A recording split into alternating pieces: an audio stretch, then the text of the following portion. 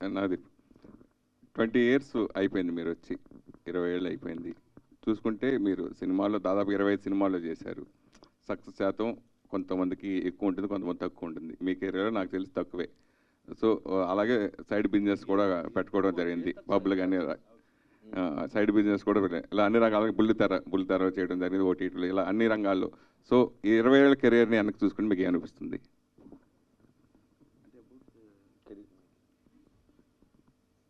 చాలా తెలుసుకున్నానండి.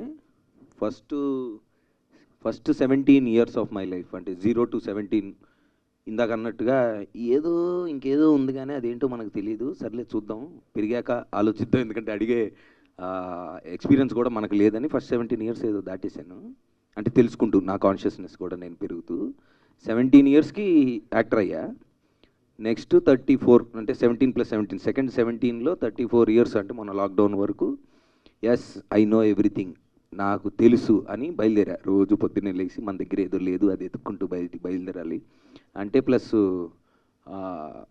సినిమాలు, ఇప్పుడు ఫస్ట్ ఫిలింలో నాకు సినిమా రిలీజ్ ముందు సూట్ కేసులు వస్తాయి ఇంటికి, జాగ్రత్త తీసుకోబాకు, దొరికిపోతావు, అలాంటివి చేయకు, నీ సినిమా అది ఇది అని చెప్పి, అంటే నాకు అంత తెలియదు కదా, బయట నుంచి ఏదో వచ్చాము. 17 yearsకి యాక్టర్ అయిన తర్వాత ఒక రేసు, అంటే ఫస్ట్ 3-4 yearsలోనే 10 ఆల్మోస్ట్ కంటిన్యూస్గా సినిమాలు చేశాను. తర్వాత కొన్ని చేయకూడని చేశాను, కొన్ని వద్దనుకున్నవి కూడా చేశాను. ఏదో అంటే నాకు తెలియలే, అంటే అప్పుడు తెలియదు అన్న విషయం ఇప్పుడు తెలిసింది. So second 17 years of my life till 34 I thought okay, మనకు తెలుసు ఇప్పుడు ఇది మనకు కావాల్సింది, ఇది మనకి ఇది లేదు, పలానా లేదు, దాని వెనకాల వెళ్ళాలి అని ఒక బ్లైండ్ రేస్లో పరిగెత్తాను.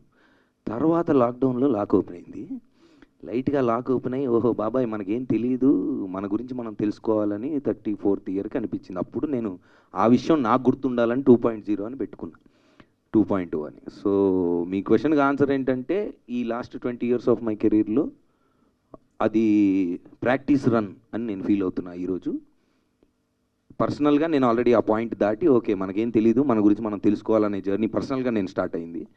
అది నా పర్సనల్ జర్నీ. ఇక సినిమాల వరకు వస్తే definitely Love Mouli will be the beginning of my 2.0 career అని నేను ఫీల్ అవుతున్నాను.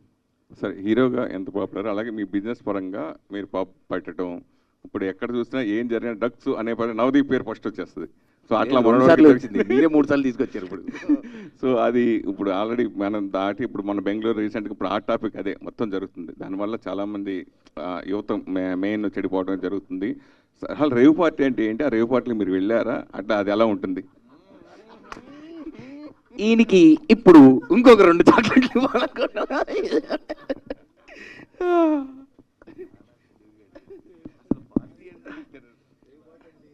రేవు పార్టీ అంటే ఏంటి, ఏం చెప్తాం, ఒక్కొక్కరికి ఒక్కొక్కలాగుంటుంది, ఒక్కొక్క దేశంలో ఒక్కొక్కలాగుంటుంది. ఏం చెప్తుందండి డెఫినేషన్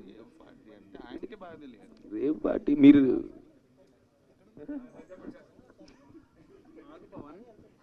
31 years సీనియర్ నన్ను ఇలా ర్యాక్ చేయడం ఏమన్నా న్యాయంగా అనిపిస్తుందా మీకు? రేయి పగలు జరిగింది,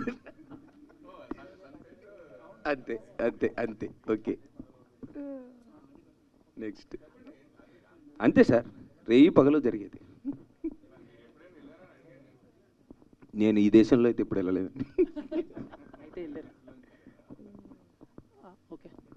హలో అన్న, హలో అన్న, this is Chandu, anchor from filmy looks. So first of all congratulations, చాలా రోజుల తర్వాత రావటం, అండ్ ఫ్యాన్స్కిను మాకు కూడా. అండ్ లవ్ మౌలి ట్రైలర్ చూసినప్పుడు అందరికీ అర్థమైతే, అండ్ దీంట్లో మీరు పెయింటర్ కదా, సో బేసిక్గా టైటానిక్ లాంటి సీన్స్ ఏమైనా ఉంటాయి అన్న దీంట్లో? ఉన్నాయి. మంచి క్వశ్చన్ అడిగాడు. టైటానిక్ సీనే ఉంది, యాజ్ టీజ్ ఉంది, చెప్పొద్దు ఎవరికి ఈ విషయం. అంటే నేను కొంచెం రొమాంటిక్ సీన్స్ అన్న, నిజంగానే ఉంది, మీరు చెప్పేది రొమాంటిక్ ఉందన్న, నిజంగానే ఉంది, సేమ్ యాజ్ ఇట్ ఈజ్ ఉంది, యాజ్ ఇట్ ఈజ్ ఉంది. థ్యాంక్స్. అది మేము చెప్పకపోయినా మీరు తెలుసుకుంటారు కదా తర్వాత, ఏంటి ఆ రోజు అలా చెప్పే ఉంటారు. అది ఎందుకు ఉందనేది తెలుసుకోవాలంటే మీరు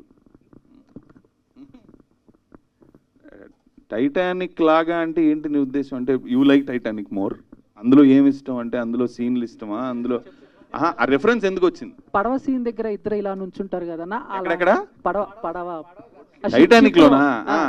షిప్ లో ఇద్దరు ఇలా నుంచుంటారు, కొంచెం రొమాంటిక్ సీన్స్ ఉంటాయి కదన్నా అవి.